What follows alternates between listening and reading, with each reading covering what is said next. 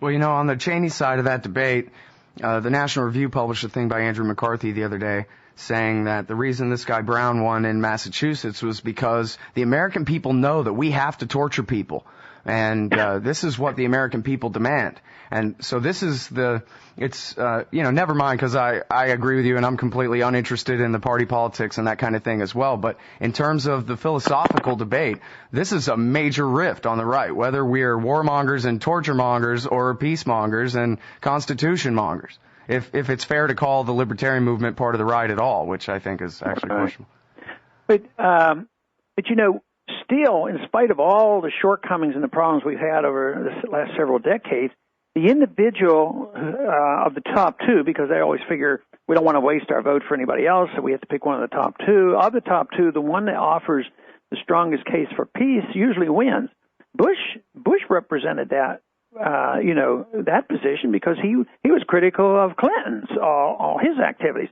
And then Obama, of course, criticized Bush and McCain for this. So the people seem to lead or lean in our directions for this issue, as well as, back when Nixon was elected, he was supposed to stop, the Vietnam War.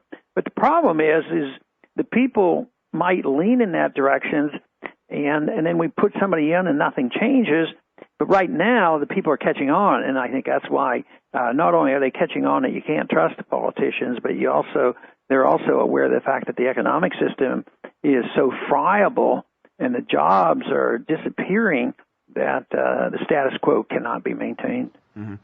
Well, and this is not a banana republic, not completely yet anyway, and it is possible, and we've seen examples of the American people actually getting their way on some things when they really demand it. And I'm thinking of a great article I read at Glenn Greenwald's blog, I guess about a month back or so, maybe a little more than that, where he talked about how the reason that your Audit the Fed bill with Alan Grayson was able to get out of committee was because liberal bloggers had obviously you'd already gotten all the Republicans in Congress on board. They're in the minority. They're not risking much.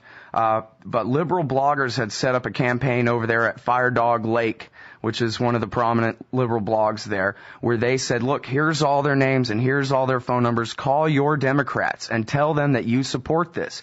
And that apparently Alan Grayson actually, had printouts or something and showed these other Democratic politicians, look, it's safe. Your base is telling you, please do this. And so it was this coalition of us versus them rather than left versus right that really came together to be able to get that Audit the Fed bill out of committee and then eventually attached to a bill that passed. And I wonder whether you think that we can follow that model in really bringing together a left-right, us versus them coalition to defund these wars.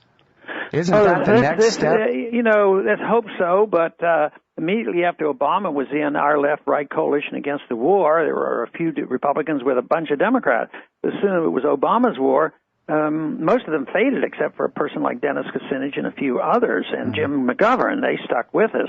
But the Democrats are just like the Republicans. They have this obedience to the king, and they have to abide, and they won't buck them. And I think what the example you described there is relatively close to the truth, because the person that introduced my bill over in the Senate was Bernie Sanders, and he calls himself a progressive socialist, and yet the another person, and Grayson would be in that camp too. But if you look at all the Republicans or the Democratic supporters of the bill, there were a lot who were in swing districts, and they were first and second termers, and they were worried about reelection, and they were influenced by the people back at home. And I don't want to diminish this idea of a right-to-left coalition on some of these issues, because that's what I work for all the time. But it's not like some of these Democrats that are in and they're called conservatives. We can still call that a coalition. But it is true that people like Grayson and Bernie Sanders are certainly very solidly in that camp. Well, and, speaking of the wars here, we have an occupation of Iraq, a state which we'll be talking with Michael Hastings later in the show about how the so-called success of the surge is all unraveling in front of us. We have an escalation in Afghanistan. the CIA bombing in Pakistan, and now, to some degree or another, we have the Joint Special Operations Command and the CIA at work in Yemen and in Somalia, major calls from movie stars and other important people calling for the spreading of the war into Sunni Arab Darfur in Sudan. Something's got to be done to put an end to this, or we're going to be in real big trouble here. This is too many fronts for even America to fight on. Wouldn't you agree, Dr. Paul? Yes, but we're not going to wise up. I mean, you'd think with this election that just happened up in Massachusetts that all of a sudden they'd be, maybe backing off from spending bills. They're not going to do it. But that doesn't mean it's not going to end. I just don't believe it's going to end by us coming to our senses, from my experience here. But it's going to end with the economic crisis. Right now we're in an economic financial crisis, but we're not in a dollar crisis. We're still printing money, and the world's still taking our dollars. But one of these days they're going to quit.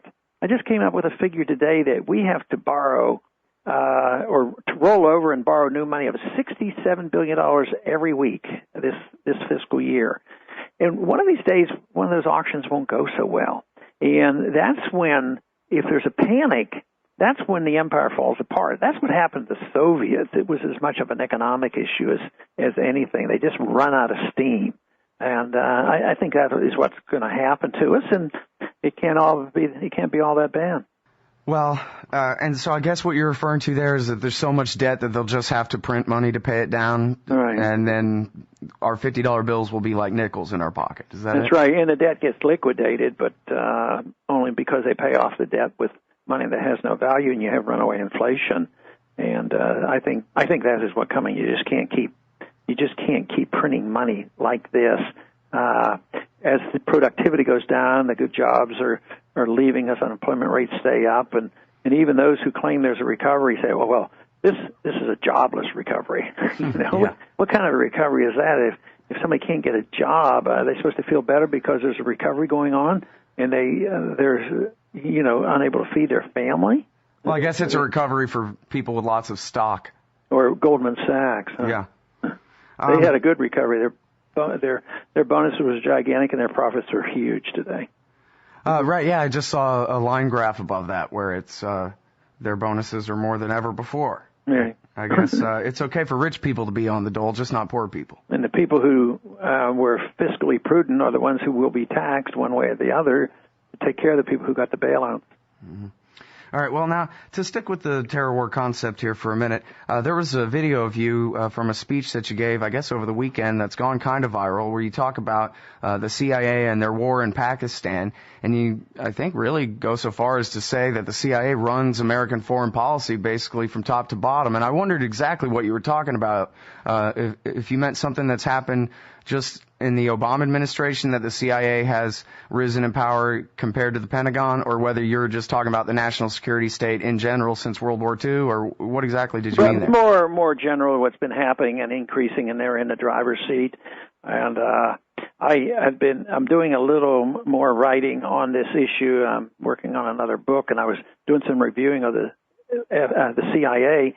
It was on my mind, and when I was giving my speeches, I generally don't have notes or anything, and I was just really talking, about the issues that I thought were important. Mm-hmm. And that came up, and I came out with a rather strong statement against the CIA. And the real shocker... said take them out, which is what they call killing people. Yeah, and of course, everybody knows that I'm nonviolent, and I want to take somebody out by denying them all their funds and revealing what they're doing, like remove them from office. So, but the surprise to me, it wasn't a surprise that those were my views, because they've been my views all along. It wasn't anything brand new. But my shocker was it drew the loudest applause. I mean, they stood up, and I thought, wow, somebody else has been thinking about the FBI and the CIA and all these security agencies a lot more than I have. I've never anticipated that type of reaction. But it got some people's attention. But, well, now, of course, the Fox News guys would say, well, that's just not realistic. You want the American government to be blind to everything that's going on in the world?